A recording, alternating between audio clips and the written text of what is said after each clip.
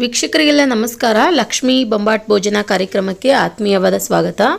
ಇವತ್ತಿನ ದಿನ ನಾನು ಯಾವ ರೀತಿಯಾಗಿ ನಾವು ತುಂಬ ಸುಲಭವಾಗಿ ಸಾಯಂಕಾಲಕ್ಕೆ ಮೈಸೂರು ಮಂಡಕ್ಕಿ ಸ್ನ್ಯಾಕ್ಸ್ ಮಾಡ್ಕೊಳ್ಳೋದಂತ ತೋರಿಸ್ಕೊಡ್ತಾ ಇದ್ದೀನಿ.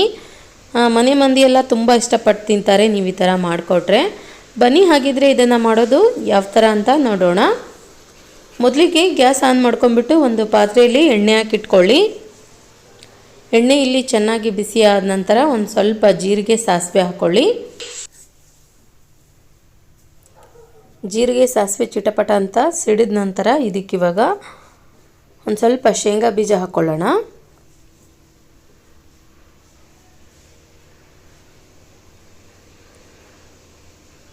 ಅದಾದ ನಂತರದಲ್ಲಿ ಇದಕ್ಕಿವಾಗ ನಾವು ಒಂದು ಸ್ವಲ್ಪ ಬೆಳ್ಳುಳ್ಳಿ ಹಾಕ್ಕೊಳ್ಳಿ. ಜಜ್ಜಿರುವಂತಹ ಬೆಳ್ಳುಳ್ಳಿ ಹಾಕಬೇಕು.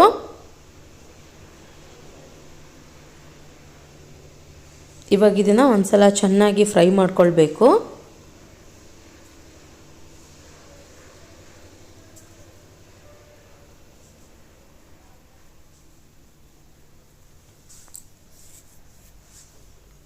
ನೋಡಿ ಈ ಥರ ಫ್ರೈ ಮಾಡ್ಕೊಂಡ ನಂತರ ಇದಕ್ಕಿವಾಗ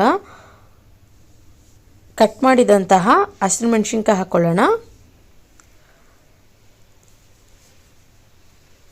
ನಂತರ ಈರುಳ್ಳಿ ಹಾಕ್ಕೊಳ್ಳಿ.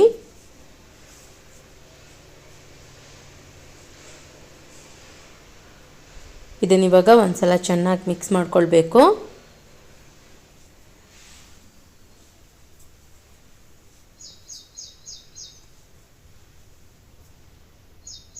ಓಕೆ, ನೋಡಿ ಈ ಥರ ಮಿಕ್ಸ್ ಮಾಡ್ಕೊಂಡ ನಂತರ ಇಲ್ಲಿ ಸ್ವಲ್ಪ ಫ್ರೈ ಆಗಬೇಕು ಈರುಳ್ಳಿ. ಅದಾದ ನಂತರ ಟೊಮೊಟೊ ಸೇರಿಸ್ಕೊಳ್ಳೋಣ. ಟೊಮೊಟೊ ಸೇರಿಸ್ಕೊಂಡ ನಂತರ ತಿರ್ಗಾ ಒಂದು ಸಲ ಇದನ್ನು ಚೆನ್ನಾಗಿ ಫ್ರೈ ಮಾಡ್ಕೊಳ್ಳಿ.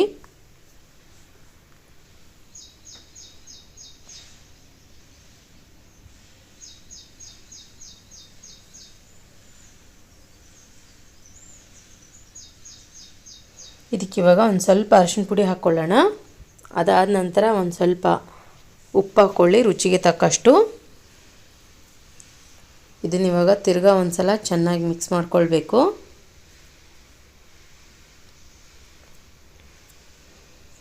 ಹಾಗೆ ಒಂದು ಸ್ವಲ್ಪ ಸಕ್ಕರೆ ಹಾಕಿದ್ದೀನಿ ಇಲ್ಲಿ ನಾನು.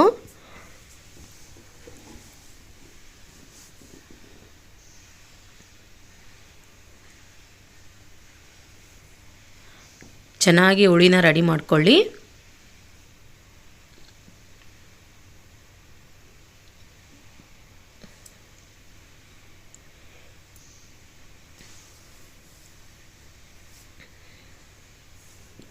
ಓಕೆ, ನೋಡಿ ಇವಾಗ ಈ ಥರ ಫ್ರೈ ಮಾಡ್ಕೊಂಡ ನಂತರ ಇದಕ್ಕಿವಾಗ ನಾವು ಮಂಡಕ್ಕಿ ಸೇರಿಸ್ಕೊಳ್ಬೇಕು. ಹುಳಿ ನೋಡಿ ಜಾಸ್ತಿ ಆಗುತ್ತೆ. ಪಾತ್ರೆ ಚಿಕ್ಕದಾಗಿತ್ತು ಅಂತಂದರೆ ಸ್ವಲ್ಪ ಹುಳಿನ ತೆಗೆದಿಟ್ಕೊಂಡ್ಬಿಟ್ಟು ನೀವು ಮಂಡಕ್ಕಿನ ಮಿಕ್ಸ್ ಮಾಡ್ಕೊಳ್ಳಿ.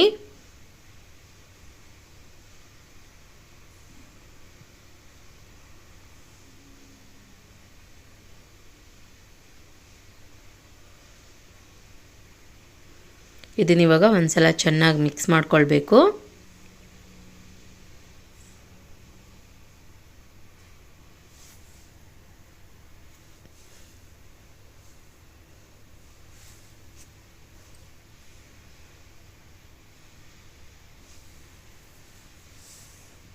ಈ ಥರ ಮಿಕ್ಸ್ ಮಾಡ್ಕೊಂಡ ನಂತರ ಇದಕ್ಕಿವಾಗ ನಾವು ಕೊನೆಯದಾಗಿ ಒಂದು ಸ್ವಲ್ಪ ಹಿಟ್ಟು ಹಾಕ್ಕೊಳ್ಳಿ, ಹುರ್ಗಡ್ಲೆ ಹಿಟ್ಟು.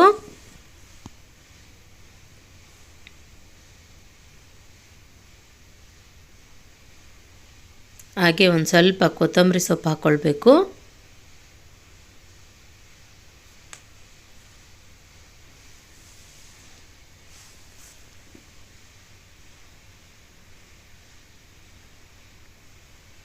ಇದನ್ನಿವಾಗ ಚೆನ್ನಾಗಿ ಒಂದು ಸಲ ಮಿಕ್ಸ್ ಮಾಡ್ಕೊಳ್ಳಿ. ನೋಡಿ ಇವಾಗ ರುಚಿಕರವಾದಂತಹ ಮೈಸೂರು ಮಂಡಕ್ಕಿ ಇಲ್ಲಿ ರೆಡಿಯಾಗಿದೆ. ನೋಡಿದ್ರಲ್ಲ ಫ್ರೆಂಡ್ಸ್, ಯಾವ ರೀತಿಯಾಗಿ ನಾವು ತುಂಬ ಸಿಂಪಲಾಗಿ ಟೇಸ್ಟಿಯಾಗಿ ಮೈಸೂರು ಮಂಡಕ್ಕಿನ ರೆಡಿ ಮಾಡ್ಕೊಳ್ಳೋದಂತ. ವಿಡಿಯೋ ಇಷ್ಟ ಆಗಿದ್ದರೆ ಲೈಕ್ ಮಾಡಿ ಮತ್ತು ನಿಮ್ಮ ಫ್ರೆಂಡ್ಸ್ಗೆಲ್ಲ ಶೇರ್ ಮಾಡ್ಕೊಳ್ಳಿ. ಹೊಸ ಹೊಸ ವೀಡಿಯೋಸ್ಗಳಿಗೆ ನಮ್ಮ ಚಾನಲ್ಗೆ ಸಪೋರ್ಟ್ ಮಾಡಿ ಅಂತ ಹೇಳ್ತಾ ಧನ್ಯವಾದಗಳು.